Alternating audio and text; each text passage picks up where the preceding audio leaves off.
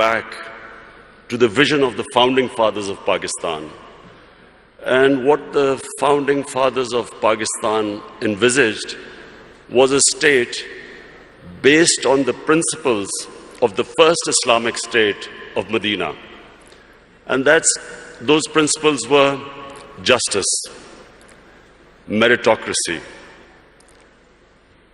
a welfare state where the state took responsibility for the weaker section of the society, and above all, state to educate its people.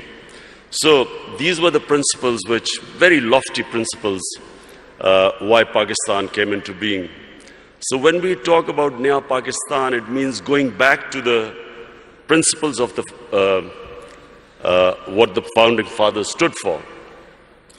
And hence, the struggle to educate our people, develop our human resources, strengthen our institutions, especially of justice. Sadly for us, some of those principles are more visible in, say, the Scandinavian republics, say in Switzerland, say in New Zealand, than in Pakistan, what was supposed to be an example for what an ideal Muslim state was supposed to be.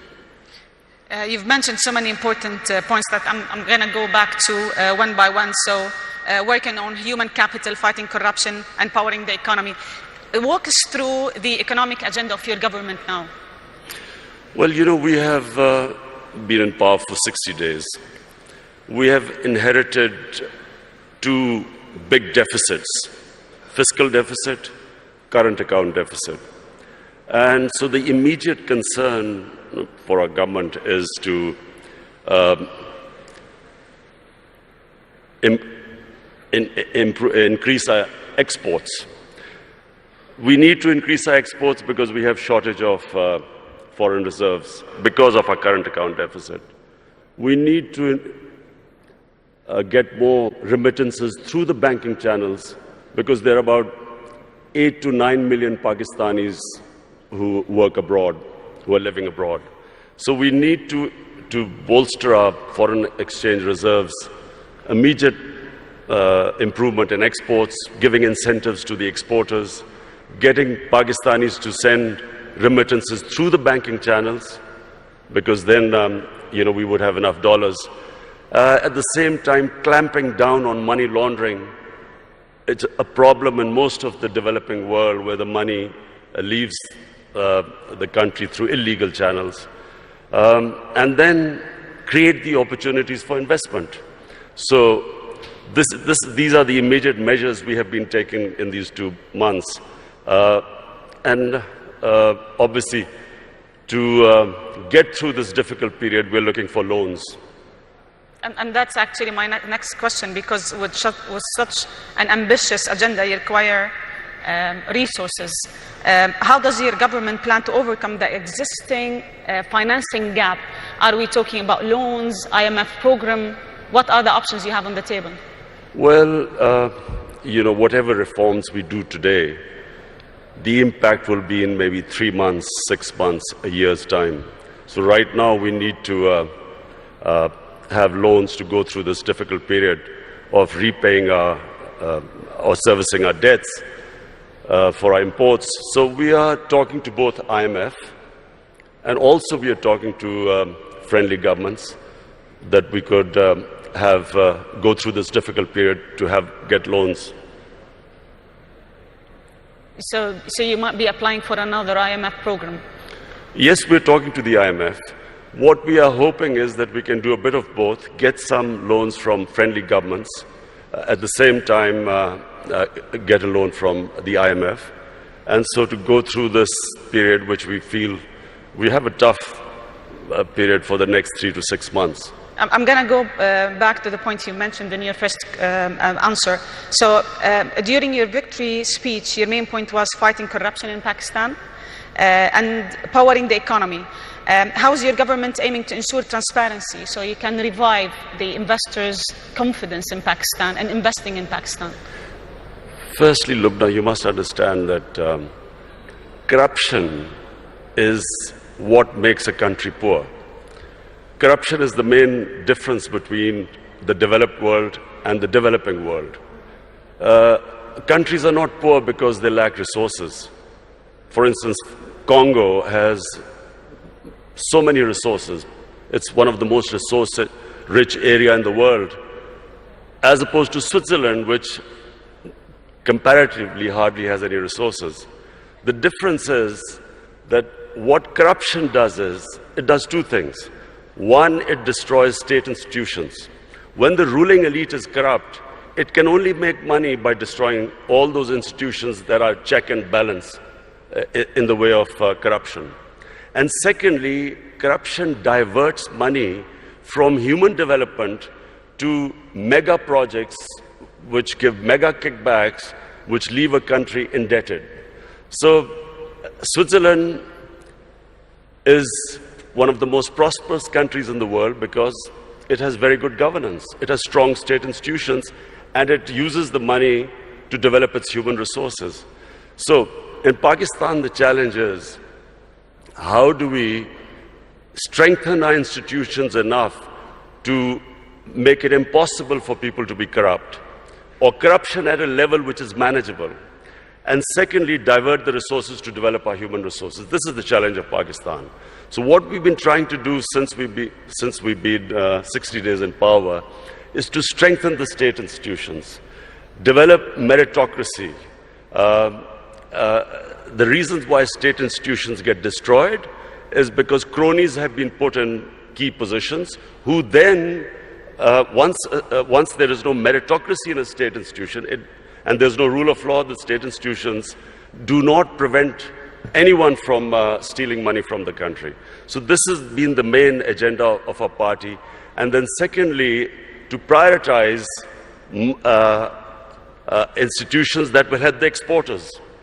So hence, we have made all the laws at the moment to help our exporters.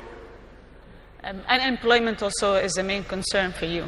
You've been very concerned about youth unemployment, training youth to be able to find jobs and creating jobs. Tell us more about the agenda in that particular field. Pakistan has 100 million people below the age of 35. Yes. Now, in one way, that's a huge opportunity. But secondly, it is a big pressure on the government to find employment for this young population. We have embarked on a very ambitious program. Pakistan has 10 million shortage of houses. So we have embarked on this program that in the first 5 years, we will build 5 million houses. And so hence creating all the conditions, removing all the red tape that comes into the housing sector. Also, of course, trying to attract foreign investment for this housing. At the same time, apart from the housing, what we are trying to do is create the enabling environment for investment. One of Pakistan's strengths are the overseas Pakistanis. We have, as I said before, 8 to 9 million Pakistanis working abroad. We have, if we create the enabling environment, we will then be able to attract their investment. If you see the growth of China and India, one of the first people who invested were the overseas Indians and overseas Chinese who came back. So we have this big resource lying outside Pakistan.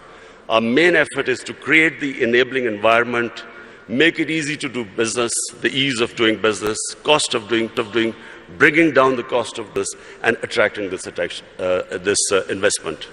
Speaking of China, you've always spoke about how good China is in bringing 700 million people out of poverty.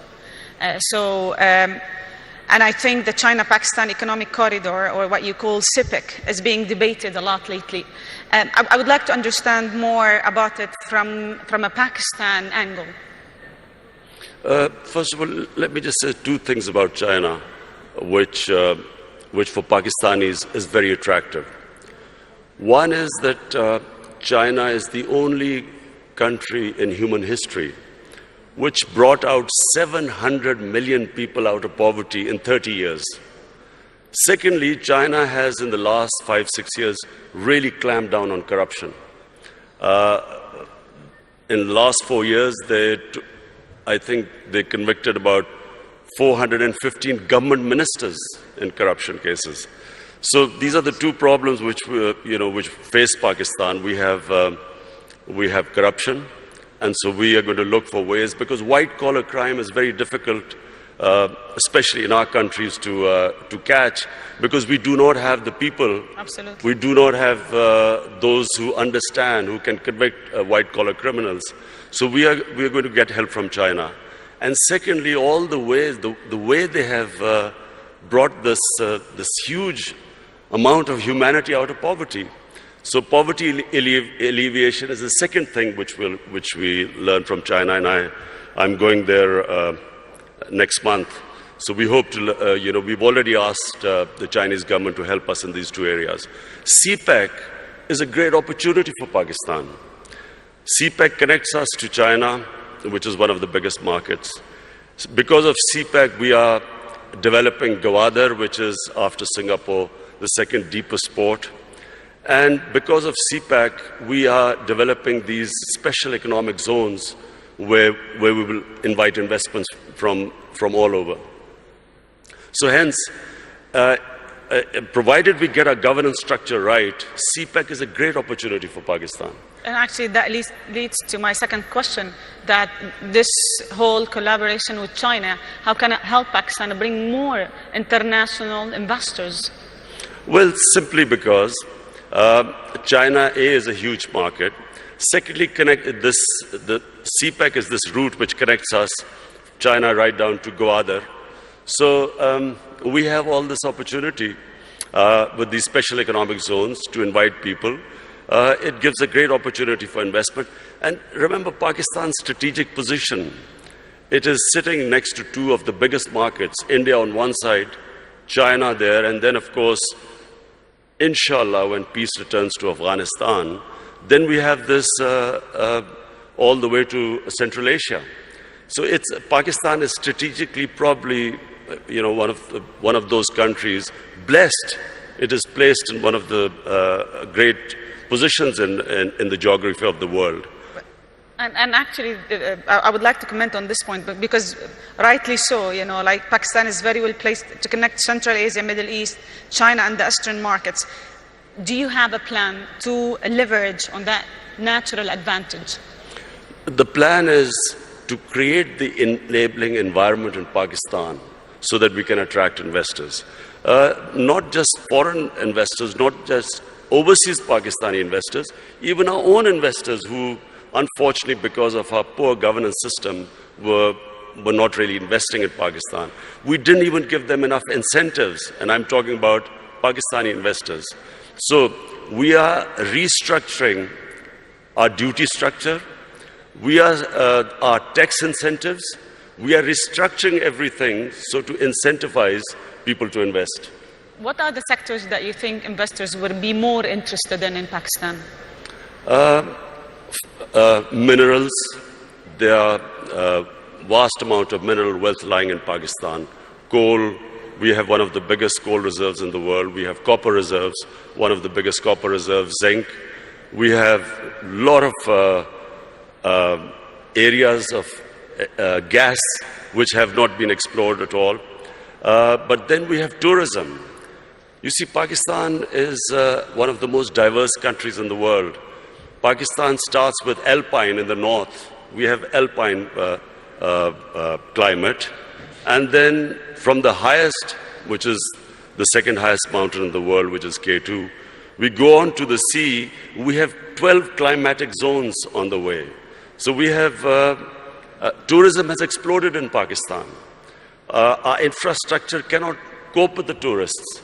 So that's one of the biggest opportunities to invest in our country. And then we have three types of tourism. We have religious tourism. North of Pakistan was the center of the Buddhist civilization. We have the oldest civilization in the world, which is the Indus Valley civilization in Mohenjo-daro, Peshawar is one of the oldest living cities in the world, 2,500 years old. Lahore also one of the ancient cities. So Pakistan is a diverse country. It's unfortunately because of the war on terror, last 13, 14 years we had turmoil where tourism disappeared. But in the last 2 years we have all records of tourism have been broken in our country. So that's a great area to invest.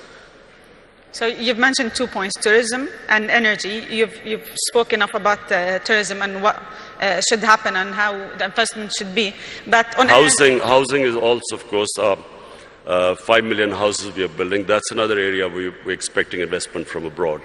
Let me talk about energy, because I think finding a sustainable fuel and gas supply by investing in Pakistan's own production is vital for your economy. What's your plan to reducing energy dependency and really inviting international investors and local investors to invest in that particular field? You see, we have hardly had any investment in our mineral resources. And one of the reasons, as I said again, in the last 15 years, was this war on terror, where we became the center of terrorism, suicide attacks, and so investors would not come to Pakistan. Then we had last 10 years very poor governance, corruption. We did not give enough incentives for investors to come to our country. Now, thanks to our security forces, our intelligence agencies, Pakistan has controlled terrorism. It's within Pakistan now, we have really clamped down on terrorism. It's very secure. We still have problems, terrorism coming from Afghanistan, but that's why we are hoping that these peace talks, hopefully peace talks between Taliban and the Americans, we hope that once Afghanistan settles, then not only will there be no terrorism within Pakistan, but then we have this access all the way to Central Asia. So we did not have investment coming into gas, into other minerals, because we had turmoil in our country. Now with peace and stability, we have people coming in. We have some of the big giants in the energy sector now showing interest. In fact, in December, I think Exxon is coming in Pakistan. They're coming back to Pakistan. And also we want to give incentives for the people in the investors in the energy sector to come and invest in our country. Your Excellency, from here, from the FII, what message do you want to give the world about Pakistan? The message is that Pakistan is a country with great potential. In the 60s, Pakistan was growing faster than almost any country in Asia, and that's because we had the best governance system. We unfortunately lost our way. In the 80s, we ended up in what was the Afghan Jihad. We then had remnants of the Afghan Jihad throughout the 90s. 9/11, post 9/11, we suffered from terrorism. And then our governance system also, unfortunately, did not enable us to attract investment. Now, Pakistan, in my opinion, is ready. I repeat, the biggest resource in Pakistan are the 100 million Pakistanis below the age of 35. It's a huge potential in the country. We have a diverse, mineral-rich country, one of the most fertile lands in the Indus Valley Basin. So today, the country stands where it is probably right now is the best time for investors to come to our country. Thank you very much. I'm going to open the floor now for some questions. We've got around 10 minutes. So if you have any questions, please just mention your name and your institution. We've got some mics.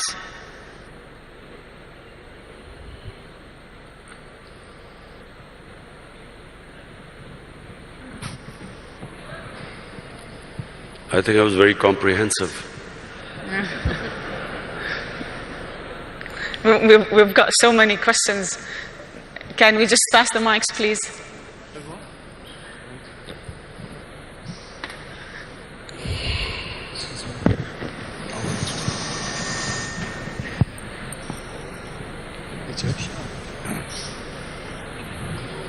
Bismillah ar-Rahman ar-Rahim. Your Excellency, welcome to Saudi Arabia. Okay, welcome. Saudi Arabia businessmen are really very much looking at investment opportunities in Pakistan. We have a lack of information. I think we need to strengthen the economic section of the Pakistani embassy in Saudi Arabia so that the Saudi businessmen have full information. We believe, from our experience with the expertise of Pakistanis working in Saudi Arabia, who really shared with us our experience of development, they really show a potential to build a great country in Pakistan, like helping us to build a great country in Saudi Arabia. So we are looking forward to get more information about Pakistan because many Saudi businessmen are interested for investment in Pakistan. Thank you. Thank you. I have spoken to His Highness Prince Salman, and he is already organizing businessmen from Saudi Arabia to come to Pakistan to invest. So we look forward.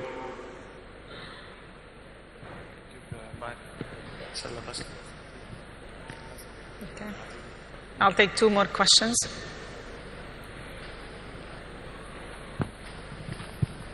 Okay. Hi Imran, I'm Bikram from Tech Mahindra. Very inspirational talk. You did mention about 100 million people below the age of 30. And you mentioned about minerals and oil and gas. Don't you think information technology also could be an avenue for Pakistan? Yes, Vikram. Information technology could be one area where we could not only improve our exports, but also provide employment to our young people. Unfortunately, we did not concentrate like India did in information technology. We've got left a bit behind, but now we are concentrating. We're organizing our IT sector so we can develop it. Yes.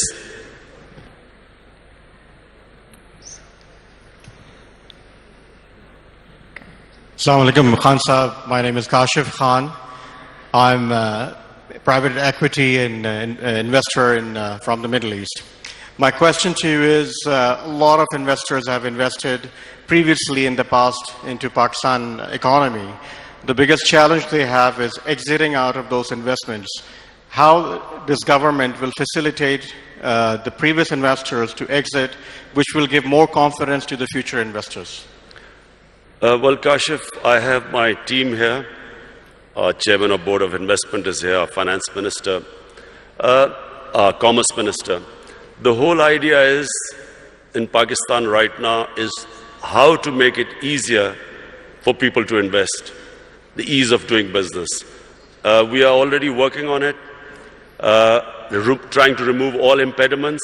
In fact, we are now about to develop a one-window operation for investors, that anyone who wants to invest in Pakistan, he will just be able to contact one point where they can contact, and any problems they are having, we will remove. So we are now determined that the only way the country can go forward and we can provide employment to this young population is by helping the investors. And you will find things improving by the day. So we will have one more question before we wrap up. Heather Henyan from Mindshift Capital. Hello. Assalamu alaikum, Your Excellency. Welcome to Riyadh. Pakistan is one of the largest importers of oil, and Saudi being one of the largest exporters. So can you maybe shed light on the possibilities of potential cooperation in oil refineries or downstream opportunities in manufacturing in Pakistan? Well, we are already talking to Saudi investors for an oil refinery to be built in Pakistan. In fact, we need 2 oil refineries in Pakistan bearing the amount of demand. So yes, the answer is yes, we are talking to Saudi Arabia. We have already met Saudi investors who just came over to Pakistan. And there is cooperation, and there's going to be increasing cooperation between Saudi Arabia and Pakistan. So we have one more question. Okay. Sorry, over here. Heather Henyon from Mindshift Capital. Just to ask about the gender strategy for Pakistan. We know that women have played a very strong role in microfinance, in the business of Pakistan, and in the formal economy of Pakistan. Can you talk more about the role that you see for women going forward as entrepreneurs and their role in the business sector? Thank you. The most important thing at the moment for our government is to ensure that we raise a female literacy in our country. Unfortunately, in literacy we have got left behind in the subcontinent, but specifically female literacy. So you can only empower women really if you educate them. So in the 5 years when we were in power in Khyber Pakhtunkhwa, the province our government was in power, we decided that every 100 new colleges to be built in Khyber Pakhtunkhwa, 70 would be for women. Similarly, in primary, all primary education schools which we were going to open, out of 100, 70 would be for women. So that's number one. Secondly, we have this housing project which we've started. We are at the bottom tier, we are doing microfinance for the poorest of the poor. This is affordable housing. And for the poorest of the poor, we are introducing microfinance. And there also we are involving women, because we find that they are always in microfinance, they always pay back the loans much better than the ratio which men pay back. But apart from that, we're trying to do something which sadly hasn't happened in Pakistan. Women do not get their inheritance rights, which is mentioned in the Sharia. In Pakistan, in rural areas, women don't get their rights. So also financially empower them by ensuring that they get their inheritance rights. So we've got another question, please. Mr. President, this has been Hindi from Dubai, UAE. You have a great neighbor next to you, which is India, and they have great potentials to be a great partners with you. What is your efforts to let go all the past history and become one big nation, collaborating with each other in different fields and businesses? Thank you. Well, I'll answer my final question. Look, one thing Pakistan needs more than any other country right now is peace and stability. The last decade or more, specifically after 9/11, has been of the greatest turmoil to our country. A war which Pakistan had nothing to do with. Pakistan ended up losing almost 80,000 Pakistanis dead. Our tribal areas devastated by the war. Half of the population in the tribal areas internally displaced. Over $100 billion lost to the economy. And one of the reasons why we are at the stage where I'm talking about the two biggest deficits, fiscal and current account deficit, is because of this instability and the war, where investment just dried up at Pakistan. So what we need is stability. Now, stability means peace with all its neighbors. We have peace with India, we have peace with Iran, peace with China and Iran. Our problems are right now with Afghanistan and with India. Now, when I won the elections and came to power, the first thing I tried to do was to extend a hand of peace to India. Unfortunately, and I think it's because of the Indian election coming up, and because sadly anti-Pakistan rhetoric brings in votes, I'm afraid we got no response from India. In fact, got rebuffed by India. Now, what we are hoping is that we'll wait till the elections, then again we will resume our peace talks with India. Peace with India is important not just for Pakistan, but for India as well. All the money that should be diverted to our human resources ends up being diverted to non-productive arms race. And secondly, peace with Afghanistan, peace in Afghanistan. It's critical for Pakistan because at the moment, the low amount of terrorism coming into Pakistan is from Afghanistan. And so it's for us, for Pakistan, it's extremely important that we have peace with both the neighbors. And I can tell you, my government will be trying its best. We are all in Pakistan, there is a consensus amongst all stakeholders that what this country right now needs peace and stability. And only peace and stability will allow us to bring in investment, to most of all, to alleviate poverty, give employment to our young population. So we will wrap it here. Thank you very much for joining us, and thank you for sharing with us all this. The Prime Minister of Pakistan, thank you.